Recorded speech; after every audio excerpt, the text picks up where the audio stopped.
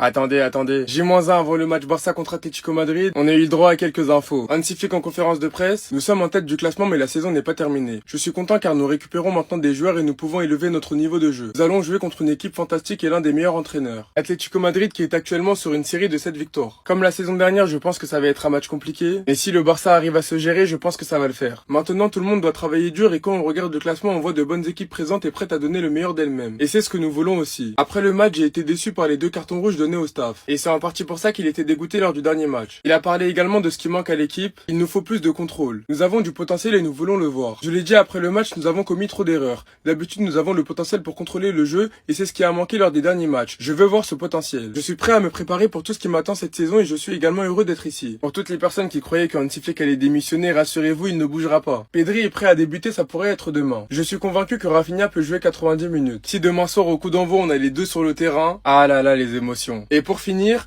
Araujo ne peut pas jouer actuellement, c'est une affaire privée et j'espère que vous respecterez cela. Je sais pas ce qu'il est exactement mais je pense sincèrement qu'il est en dépression. En tout cas personnellement comme je l'ai répété à plusieurs reprises, je lui souhaite un bon rétablissement. Parce que vraiment ça a l'air sérieux tout ça. Bref en tout cas rendez-vous demain pour le match qui sera à 21h. Et s'il vous plaît le Barça, pas le droit à l'erreur. La conférence d'avant-match de Hansi Flick pour le match contre l'Atlético, il vient clairement d'expliquer que Pedri peut être titulaire et que Rafinha peut jouer 90 minutes. Attendez, bougez pas, je vous explique. Ah ça c'est des nouvelles qui donnent le sourire. Je suis convaincu que Rafinha peut jouer 90 minutes. Pedri est prêt à débuter, ça pourrait être demain. Moi je vous le dis les gars, avec le retour de ce trio, vous allez voir que bizarrement le Barça va bien jouer.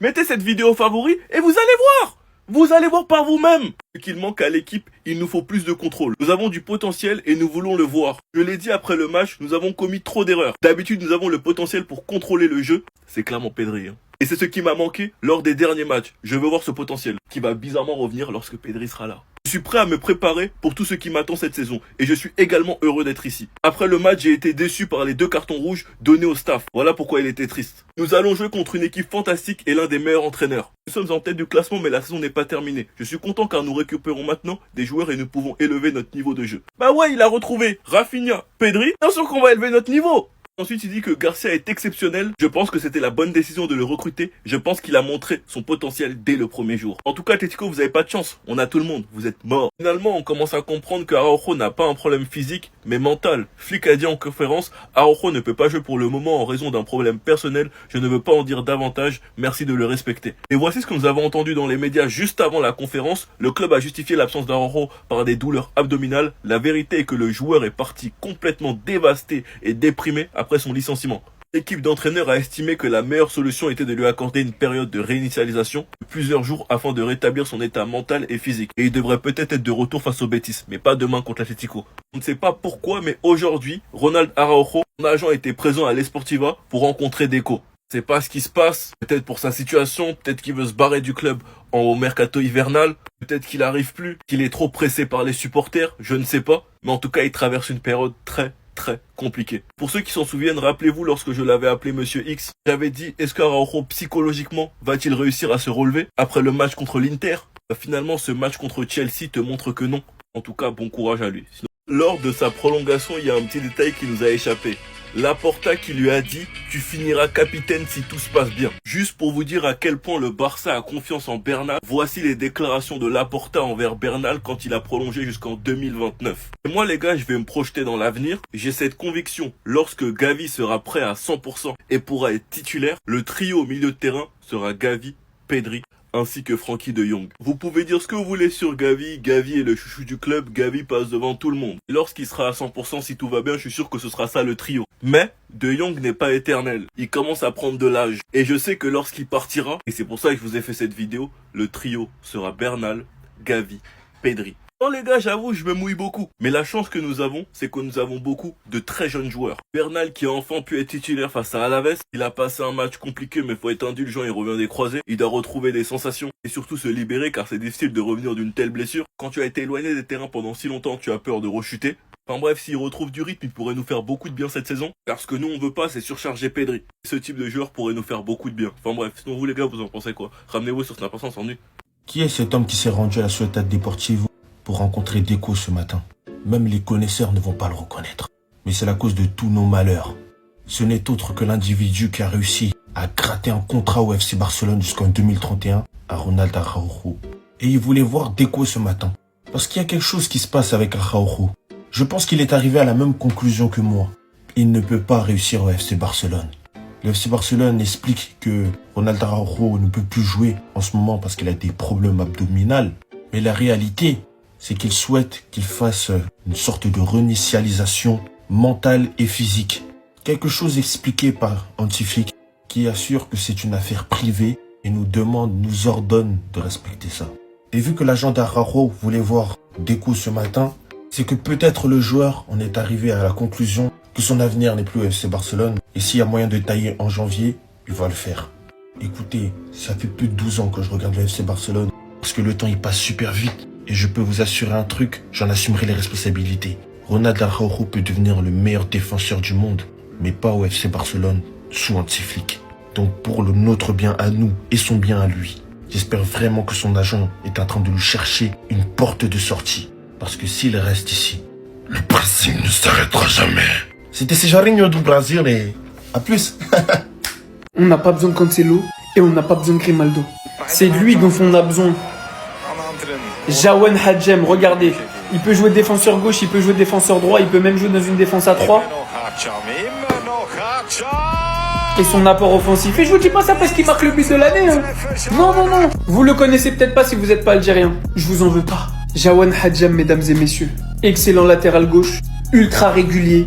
Très bon défensivement. Excellent offensivement. Bon dans les centres. Bon dans la passe. Bon dans la percussion. Concrètement, vous voulez quoi de plus? Algérien donc africain.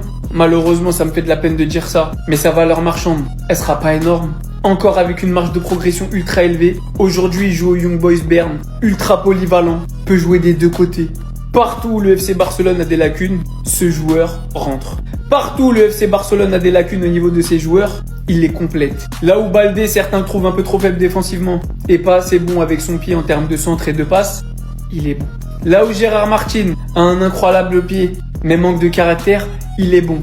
Là où des fois on peut se dire à droite, il est bon. Là où tu veux changer de système, jouer dans une défense à 3 en plein match, voire même si t'es un malade mental le faire jouer en défense centrale, il est bon. C'est-à-dire que c'est Barcelone, quand on voit l'utilisation des joueurs aujourd'hui, un couteau suisse pareil avec le talent qu'il a et le prix qu'il coûte, qu'est-ce qu'on attend pour foncer sur lui? Et wallah que je vous dis pas ça parce que je suis algérien, mais c'est parce que je suis algérien que je vois ces matchs. Et pour moi sur le marché aujourd'hui, pour répondre aux besoins du FC Barcelone, il est impossible de trouver un meilleur profil que Jawan Hadjem. Donc s'il vous plaît, Laporta, Deco, Flick, qui vous voulez, foncez sur lui. S'il vous plaît, foncez sur lui. Vous serez pas déçus. Ramenez-moi cet Algérien au Barça! Je veux! Dernières infos pour Barça Atlético, mais un revenant, voilà Ter Stegen en bonne santé, la parade va arriver et hop, loin de mon club par contre. Vous ne rêvez vraiment pas, c'est Ter Stegen qui demande autour.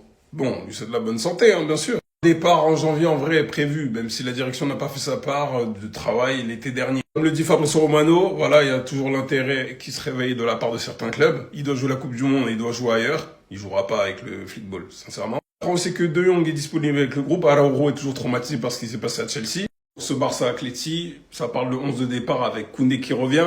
Rafinha titulaire, Pedri et Frenkie réunis à nouveau. Et apparemment Ferran Torres en pointe.